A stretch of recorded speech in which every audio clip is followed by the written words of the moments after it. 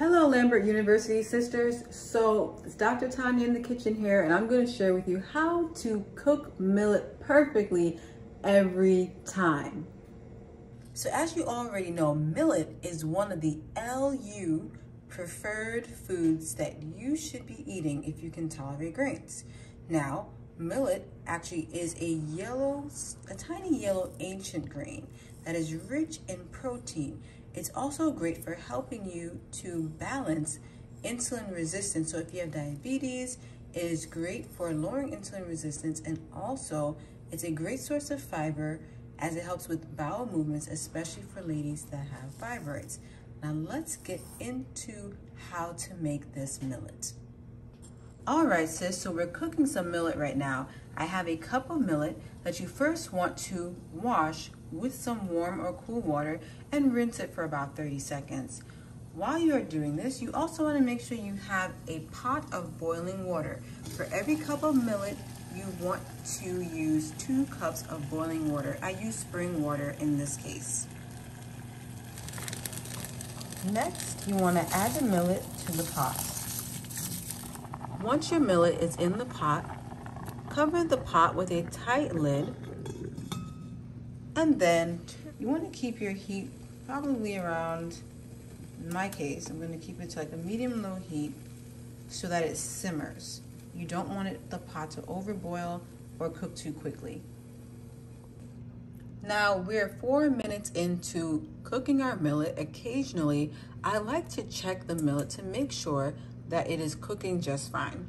So when you open up the pot, you see that it is simmering, and that's what you want. You want the millet to simmer for the first 10 minutes so that the liquid is soaked up into the grain, allowing it to soften.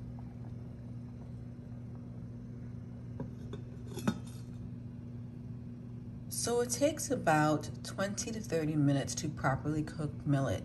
So it's been 10 minutes. Let's see what our millet looks like. Wow, look at that. And there's still a little water at the bottom. So after the first 10 minutes, what I like to do is turn down the heat to very low. And this is going to allow the millet to cook properly. So now the millet is simmering at a very low heat for the next 10 minutes. So what I like to do is let the millet simmer for another 10 minutes at low heat so it can fluff up. So after 10 minutes, I'm gonna share with you what our awesome millet looks like. All right, so it's been 20 minutes since we started our millet. And let's take a look at how we know that the millet is properly cooked, because you don't want any hard millet kernels. You want it to be nice, soft, and fluffy. And here's how you can tell.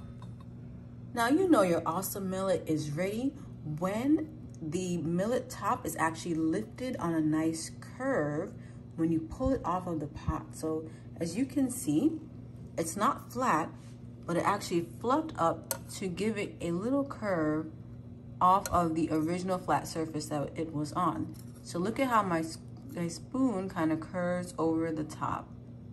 Plus, when you put your spoon in and lift it up, it has a nice fluffy texture, almost like freshly cooked rice. Doesn't that look delicious? Now, if the top of your millet still looks a little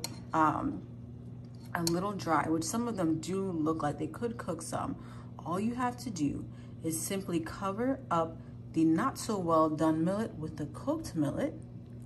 Sprinkle about 1 to 2 teaspoons of spring or filtered water, maybe about a tablespoon, over the millet. Cover it up tightly again, and then put it back on the stove on low heat. And you can leave it here for up to about 5 to 10 minutes, depending on how fluffy you want the millet. We can check and see what it looks like in the next 10 minutes. So sis, I have to share with you that extra 10 minutes has some magical powers over the millet, because look at how nice and fluffy it is. Now I'm going to show you how I assemble it to enjoy it for a delicious sweet breakfast. Hey, look at that. Our scrumptious millet is now finished and ready to be enjoyed. And guess what? If you are seed cycling, you can just simply sprinkle that 1 to 2 teaspoons or tablespoon of seeds over your scrumptious breakfast. Isn't that delicious? So sis, here you have it, a bowl of delicious and nutritious, warm and tasty in your tummy millet.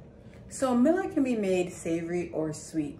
And this recipe is more of the sweeter variety, but I also have an example of how you can make it savory in the LU recipe book. So make sure you try millet and get it into your diet if you can tolerate grains.